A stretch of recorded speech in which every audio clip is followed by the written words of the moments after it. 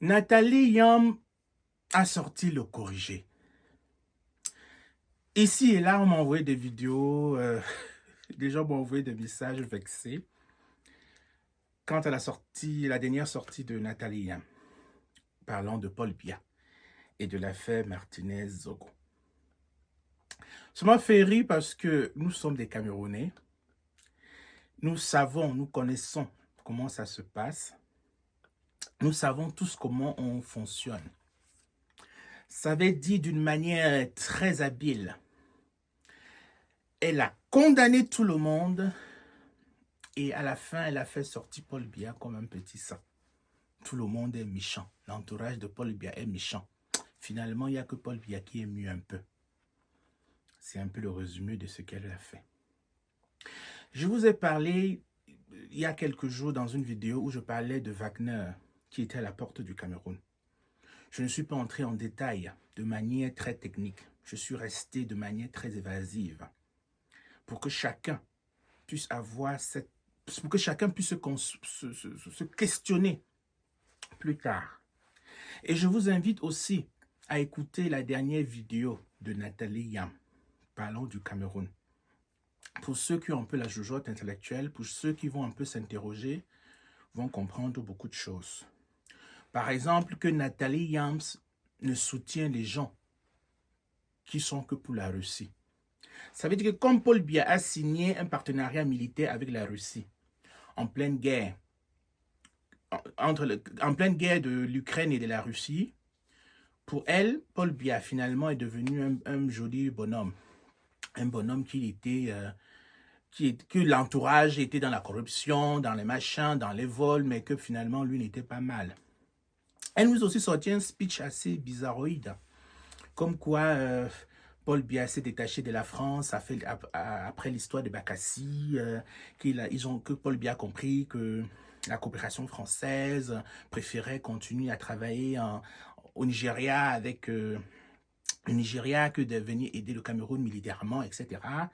Que c'est ça qui a fait que, voilà, Paul Biya commence à se détacher de la France et de se rattacher vers la Russie, si j'ai bien compris.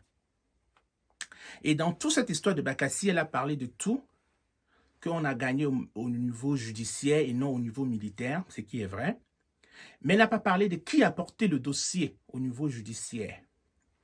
Bon, pour elle, le judiciaire a été une victoire grâce à Paul Biya. C'est lui qui a instruit le judiciaire, c'est lui qui a gagné, c'était lui qui allait plaider. En tout cas, comme c'est lui qui payait, c'est lui qui était le plus intelligent. Bon, au Nigeria, il n'y avait pas aussi des avocats qui étaient aussi payés par les autres pays. C'est pour montrer comment Nathalie Yams, d'une manière très intelligente, parce que cette femme est intelligente, elle parle très bien. On peut être en désaccord sur plein d'autres points, mais on sait qu'elle parle très bien.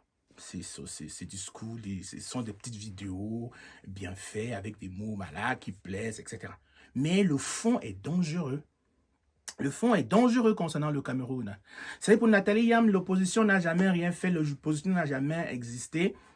Il n'y a que Paul Biya. Vous savez que le nord-ouest et le sud-ouest, les gens qui meurent depuis longtemps, là, depuis les années, là, c'est maintenant que Nathalie Yams a entendu qu'il y a eu des morts. Combien de vidéos sur les morts dans le nord-ouest et le sud-ouest? Nathalie Yams ne parle pas ça. Comme Paul Biya a signé les accords avec la Russie, Paul Biya est devenu un bonhomme intelligent. Et c'est cette histoire-là, cet esprit qu'il faut comprendre. Il faut dire à Nathalie Yams, on comprend que toute personne a des factures à payer. On a tous des factures à payer. Toute personne a ses opinions. On a tous nos opinions. Mais n'allons pas faire croire aux gens qu'on est pour la libération de tel machin, alors qu'on a des intérêts personnels. Je ne suis pas en train de dire que la Russie paye qui que ce soit, mais toute personne peut prendre la défense de qui on veut, mais qu'au moins cela soit dit. Que les laisser croire aux gens qu'on est là pour la liberté des machins, alors qu'on a un intérêt particulier. C'est ça pour parler de Nathalie Yams. Bon, les gens qui étaient dans l'adoration de Nathalie Yams, si vous voulez adorer quelqu'un, faites-le si ça vous fait plaisir, mais en ayant toujours un sens critique. J'appelle au sens critique. Nathalie Yams, sur le Cameroun, nous a démontré que, un, elle ne maîtrisait pas le dossier de Bakassi, que deux, Elle a fait une vidéo, c'était une vidéo propagande, en fait, de propagande. Elle ne disait pas le dossier de Bakassi, c'est-à-dire, elle a parlé du pétrole de Bakassi, de cette péninsule qui est le problème avec le Nigeria.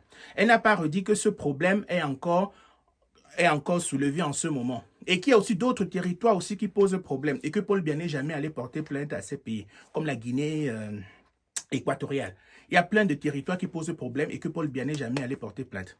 Et de trois, puisque Bakassi, c'est quoi? C'est une zone où il y a du pétrole, etc. Est-ce que Nathalie Yams, dans cette vidéo, elle nous a expliqué où va l'argent du pétrole du Cameroun? Qui gère l'argent du pétrole au Cameroun? Elle ne va pas nous expliquer ça. Parce qu'elle sait très bien que l'argent du pétrole du Cameroun est géré par Paul Biya. Parce qu'elle sait très bien que les détournements... On va tout parler de détournement de fonds publics. Mais qui détourne? Qui nomme? C'est Paul Biya et son gang de malfrats, de terroristes. Paul Biya, c'est un criminel. Il a la tête d'un cartel et tout le monde le sait. C'est un peu comme le Pablo Escobar, qui était à la tête d'un cartel de drogue en Colombie et qui cherchait à faire de la politique. Voilà les gens ils sont venus en Afrique, ils ont réussi à entrer dans la politique et ils continuent leur cartel, ils le savent très bien. Bon, cette vidéo, c'est pour dire aux gens qui écoutent, qui s'abreuvent des paroles de Nathalie Yams sans sens critique. Abreuvez-vous, mais ayez toujours un sens critique.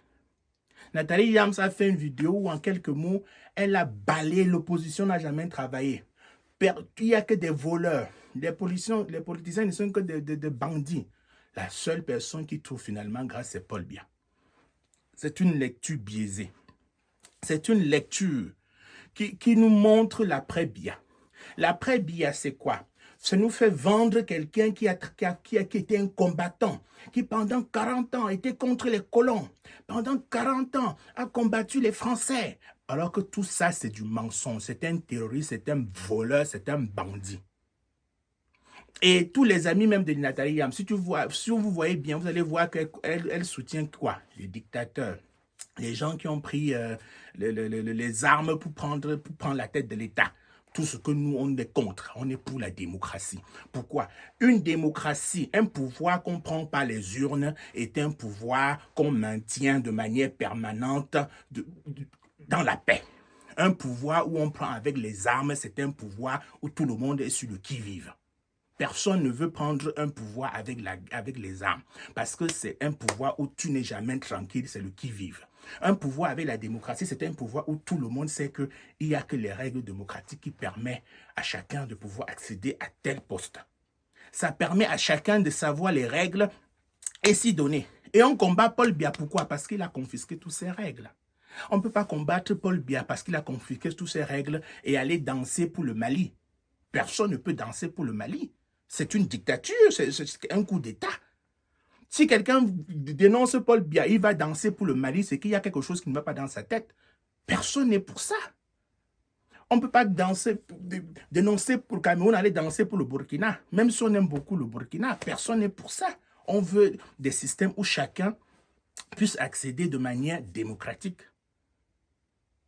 Bon, Nathalie Yams, c'est une personne, avant de la suivre, ayez un sens critique. Je ne dis pas qu'elle est folle, je ne dis pas qu'elle raconte des conneries. Elle dit des choses bien, elle parle bien, elle s'exprime très bien. Mais on a des divergences sur plein de choses, que ce soit le franc CFA, que ce soit on a des divergences énormes. Mais ça ne veut pas dire que je suis en train de demander à tout le monde de ne pas écouter. Je dis écouter, mais en ayant un sens critique. Et faisons fonctionner nos cerveaux.